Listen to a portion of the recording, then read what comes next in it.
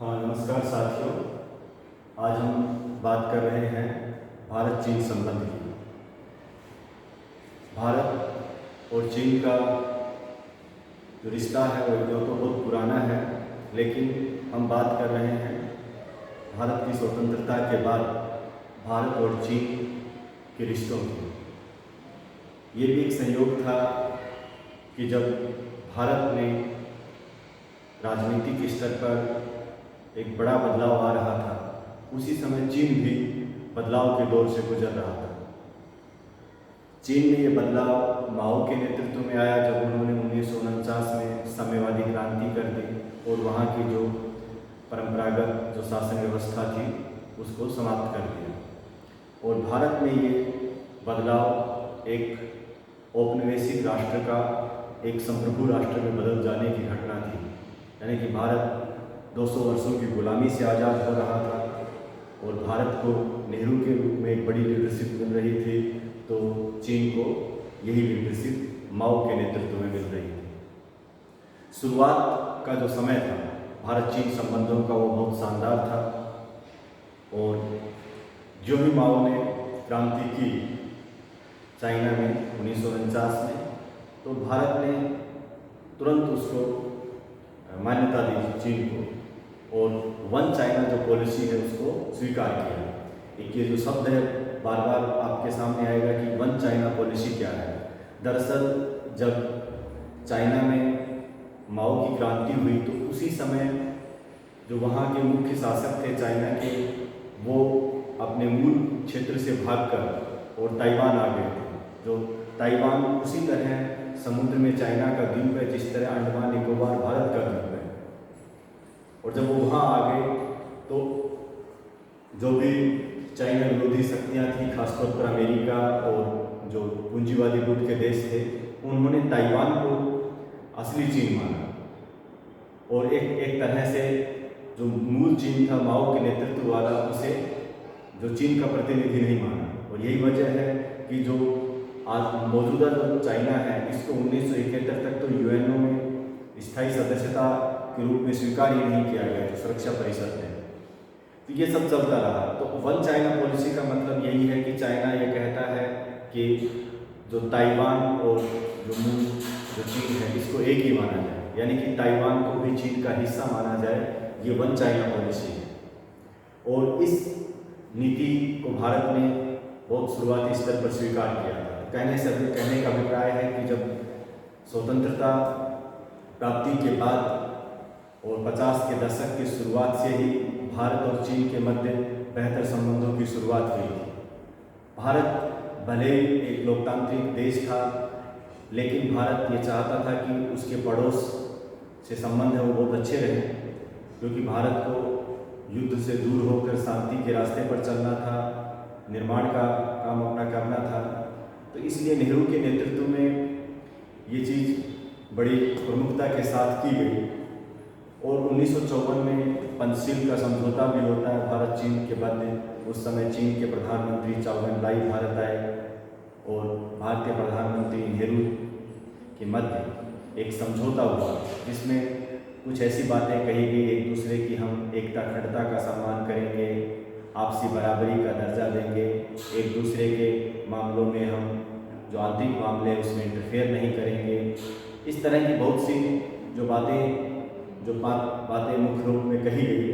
और ये केवल भारत और चीन के संबंध में ही नहीं था, दुनिया के दूसरे देशों में भी इस बात को समझा गया। और 1959 में संयुक्त राष्ट्र महासभा ने भी पंचशील के सिद्धांतों को अंतर्राष्ट्रीय मान्यता दी और ये माना गया कि जो पंचशील की बातें कही गई हैं, जो 5 बातें इसमें कही गई हैं, तो ये 5 बातें केवल भारत और चीन के रिश्तों को सुधारने के लिए जरूरी ही नहीं है, बल्कि इनका महत्व है वो एक बेहतर दुनिया के निर्माण में है।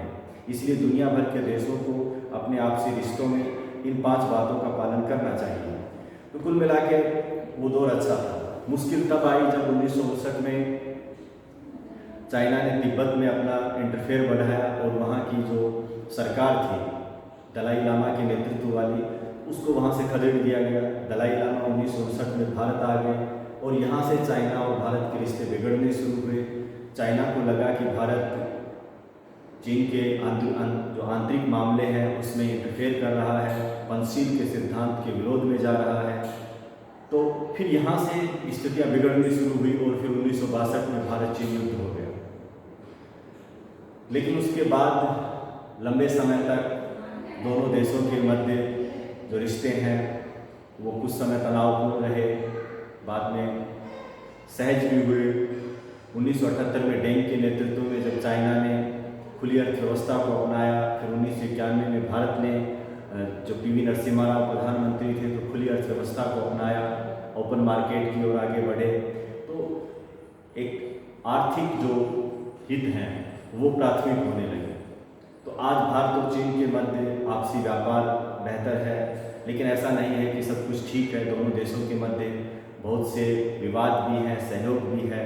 तो ये तो हमने एक इतिहास पर बात की थी। अगर वर्तमान समय में खासतौर पर 21वीं सदी में भारत चीन संबंधों की बात की जाती है तो हम इस दो पहलुओं पर चर्चा करते हैं कि दोनों देशों के मध्य सहयोग का क्षेत्र कौन सा है और संघर्ष का क्षेत्र कौन सा है। क्योंकि जिस समय हम आपसे बात कर रहे हैं, जिस समय ये वीडियो बना रहे हैं, उस समय भारत और चीन के मध्य सहयोग की बजाय संघर्ष ज़्यादा प्रभावी दिख रहा है, और खासतौर पर सीमा विवाद को लेकर। तो सीमा विवाद भारत और चीन के मध्य जो लंबी सीमा रेखा है, इस सीमा को मैकमोहन रेखा कहते हैं।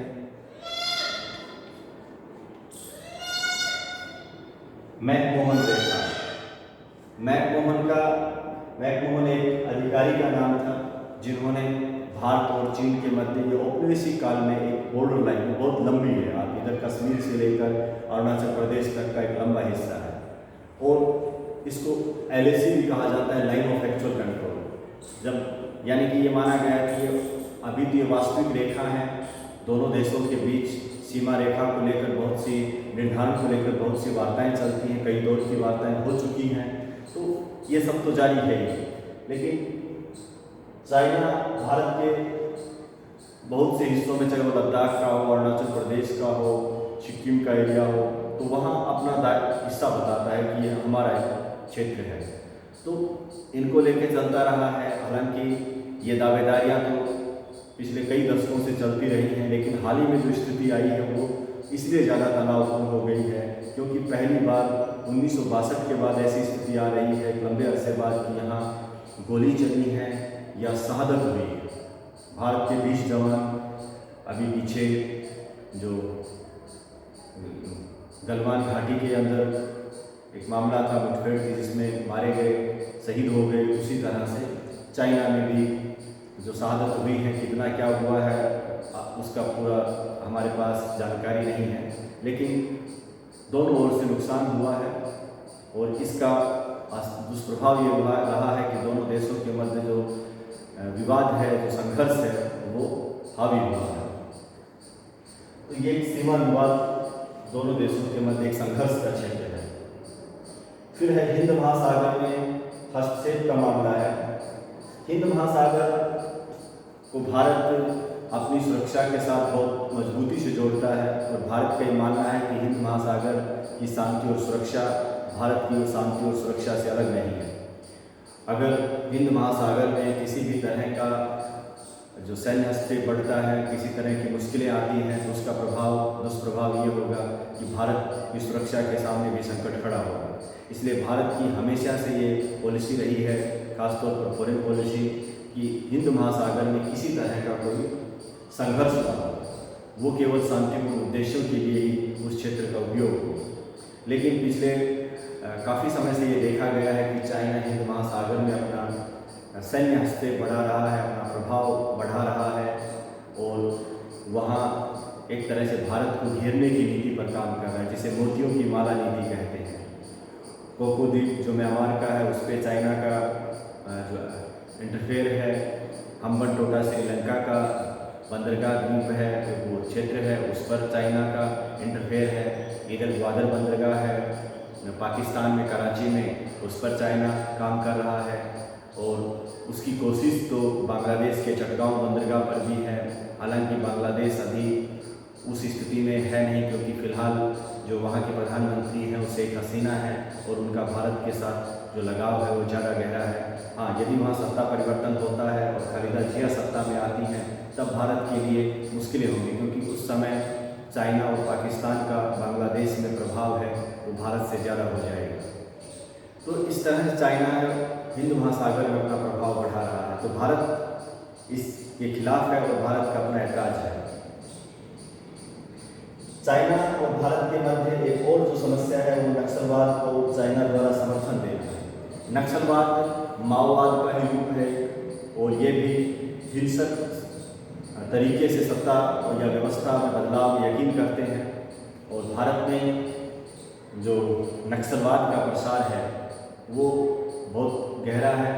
कहते हैं कि जो पशुपतिनाथ से लेकर नीचे जो तिरुपति तक का एक विस्तार माना जाता है, रेड कॉरिडोर है जिसमें नक्सल प्रभावित क्षेत्र जिसे कहा जाता है।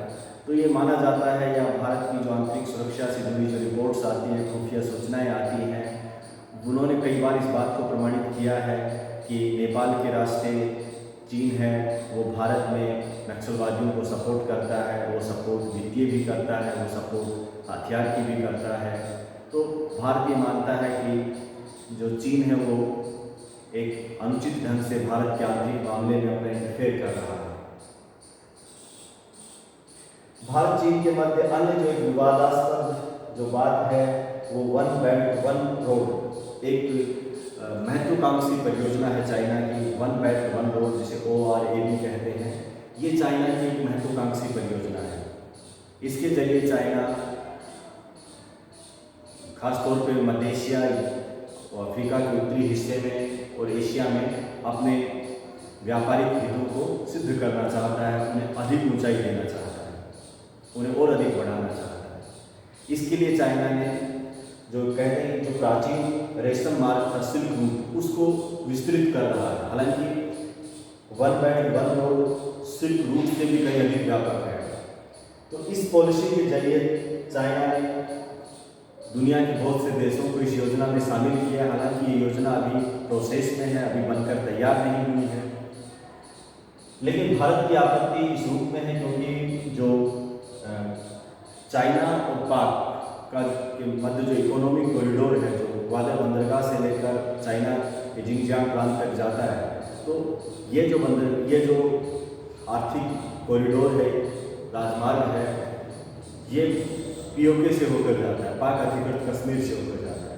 भारत का ये मानना है कि ये POK भारत का हिस्सा है और चाइना का उस रास्ते से अपना कॉरिडोर बनाना भारत की जो संप्रभुता है उसके खिलाफ है और भारत इस परियोजना से जुड़ा नहीं है। हालांकि कोरोना काल में इस परियोजना का अस्तित्व भी संकट में है क्योंकि चाइना की अर्थव्यवस्था में भी गिरावट आई है। दूसरे देश जिन्होंने इस योजना में शामिल हुए हैं और चाइना से कुछ कर्ज लिया है, उनके लिए आसान नहीं है कि उसको वापस लौटाना, क्योंकि ये दौर दुनिया भर की अर्थव्यवस्थाओं के तबाह होने का है। भारत चीन के मध्य जो संबंधों में एक बड़ा रुकावट है वो चाइना द्वारा पाक को परमाणु हथियारों की आपूर्ति करना है। खुफिया रिपोर्ट से बताती हैं कि जब 1998 में पाकिस्तान ने परमाणु परीक्षण किया तो उसके लिए जो परमाणु ईंधन और तकनीकी की ज़रूरत पड़ती है वो चाइना के द्वारा चोरी छुपे सप्लाई की गई, जबकि परमाणु अप्रसार संधि पर हस्ताक्षर करता राष्ट्र है चाइना और ये संधि सदस्य जो देश है उसको इस बात के लिए प्रतिबद्ध करती है, इस बात के लिए बाध्य करती है कि वह परमाणु ईंधन और तकनीकी का हस्तांतरण सैन्य उद्देश्यों के लिए दुनिया में नहीं करेगा। तो भारत का मानना है कि जो चाइना ने अंतर्राष्ट्रीय कानून का उल्लंघन किया है और खासतौर पर दक्षिण एशिया की शांति और सुरक्षा के समक्ष एक नई चुनौती पेश की है। तो ये भारत चीन के मध्य संघर्ष का क्षेत्र है। अब बात आती है कि भारत और चीन के मध्य सहयोग का क्षेत्र कौन से हैं। और हमने अपनी वीडियो की शुरुआत में भी आपको बताया था कि 1978 में चीन ने मुक्त अर्थव्यवस्था को अपनाया, 1991 में भारत ने उदारीकरण को अपनाया यानी कि एक खुले बाजार व्यवस्था को अपनाया। तो दोनों देशों ने अपने बाजार दुनिया भर के देशों के लिए खोल दिए थे और दोनों ही देश एक दूसरे के बाजार में अपना हित तलाशने लगे थे। तो इसी कोशिश में 1991 से भारत और चीन के मध्य आपसी व्यापार बढ़ा और आज भारत और चीन के मध्य व्यापार है वो बड़े पैमाने पे है। जो भारतीय मार्केट में आपको बहुत सी चीनी वस्तुएं मिलेंगी, इसी तरह से भारत की वस्तुएं भी चाइनीज़ मार्केट में मिलेंगी और भारत की कंपनियां चाइना की कंपनियां आपस में मिलकर साझे रूप से कारोबार भी कर रही हैं। और आपसी व्यापार को बढ़ाने के लिए भारत और चाइना कई क्षेत्रीय संगठनों में साथ साथ हैं। सबसे बड़ा उदाहरण ब्रिक्स का है, जिसमें ब्राज़ील, रशिया, इंडिया, चाइना और साउथ अफ्रीका, इन देशों का एक क्षेत्रीय संगठन है जो 2009 के आसपास अस्तित्व में आया था। और दूसरा एक और संगठन है क्षेत्रीय संगठन, शंघाई सहयोग संगठन। इसमें भी भारत और चीन है साथ साथ है। हालांकि भारत और पाकिस्तान को शंघाई सहयोग संगठन में अभी सदस्य बनाया है, ये जो संस्थापक सदस्य नहीं है। तो आपसी व्यापार है वो बढ़ रहा है और इसीलिए चाइना ने भी ये समझा कि जब व्यापार बढ़ रहा है तो हम जो दूसरे विवाद हैं उनको पहले साइड में करें। जहां हम एक दूसरे के साथ चलने के लिए आसान है तो हमें वहां चलना चाहिए। भारत और चीन के मध्य जो दूसरा सहयोग का क्षेत्र है वो WTO में है, यानी अंतर्राष्ट्रीय व्यापार को लेकर भारत और चीन का जो स्टैंड है वो एक जैसा है, क्योंकि दोनों ही विकासशील देश हैं और दोनों की ये मांग है कि जो अंतर्राष्ट्रीय व्यापार में कुछ इस तरह का व्यवस्था होनी चाहिए ताकि जो व्यापार है वो सबके हित में हो। अभी भी इनका ये मानना है कि जो पूंजीपति या पूंजीवादी जो देश हैं उनका अंतर्राष्ट्रीय व्यापार में प्रभुत्व कहीं अधिक है और उनके पास ईंधन, जो तकनीकी बहुत सी चीज़ें हैं तो वो खासतौर पे विकासशील देशों को हस्तांतरित नहीं करते हैं। तो WTO में दोनों देश एक दूसरे के साथ खड़े होते हैं, न केवल ये बल्कि बहुत से विकासशील देश एक मोर्चे पर आते हैं। WTO की स्थिति जलवायु परिवर्तन के मामले में भी है। जलवायु परिवर्तन के जब भी सम्मेलन होता है तो उसमें भारत और चीन का स्टैंड एक जैसा होता है और दोनों देश एक आवाज़ में एक मुद्दे पर आगे बढ़ते हैं और वो मुद्दा है कि जलवायु परिवर्तन की को सही करने की जो जिम्मेदारी है वो केवल विकासशील देशों की नहीं है बल्कि विकासशील देशों से अधिक विकसित देशों की है, क्योंकि ग्रीन हाउस गैसों का उत्सर्जन उन्हीं देशों की ओर से ज़्यादा होता है। दूसरा, उन देशों ने औद्योगिकरण के लक्ष्य को बहुत आगे तक हासिल कर लिया है, इसलिए उन्हें औद्योगिकरण पर रोक लगानी चाहिए और जो जलवायु परिवर्तन के प्रति अपनी प्रतिबद्धता है वो निभानी चाहिए। दोनों देशों में और जो सहयोग का क्षेत्र है वो वैश्विक आतंकवाद है। चाइना और भारत दोनों ये मानते हैं कि आतंकवाद विश्व की शांति और सुरक्षा के लिए एक बड़ी चुनौती है और इसका उन्मूलन किसी एक देश के प्रयासों से नहीं हो सकता, बल्कि दुनिया के सभी देशों को आतंक के विरुद्ध जो संघर्ष है, युद्ध है, उसमें शामिल होना होगा। और आतंकवाद उन्मूलन के लिए आपसी जो सूचनाएं हैं वो भी साझा करनी होंगी और इस आतंकी घटनाओं की निंदा भी करनी होगी। कुल मिला के वैश्विक आतंकवाद के मुद्दे पर दोनों देशों की राय एक जैसी है। तो कुल मिला के भारत चीन जो संबंध है उनका ये परिदृश्य है। ये 21वीं सदी की स्थिति में बात कर रहे हैं। आज हम जब भारत चीन संबंधों की बात कर रहे हैं तो सहयोग यहाँ है और संघर्ष यहाँ है। बराबर कोशिशें चलती हैं कि संघर्ष को कम किया जाए, सहयोग को बढ़ाया जाए, लेकिन अभी की जो हालात है वो यही है। पीछे का जो इतिहास है उस पर हमने आपको बात बताई है और जो संबंध है वो हर दौर में एक जैसे नहीं रहे हैं, कभी बेहतर भी हुए हैं तो कभी बिगड़े भी हैं। और दोनों देशों के संबंधों के मधुर होने में या कमज़ोर होने में केवल इन दोनों देशों की भूमिका नहीं होती है, बल्कि अंतर्राष्ट्रीय स्तर पर बहुत सी घटनाएं ऐसी घटती हैं जिनके वजह से इन देशों के संबंधों पर भी असर होता है। अगले वीडियो में हम किसी नए विषय के साथ मिलेंगे। धन्यवाद।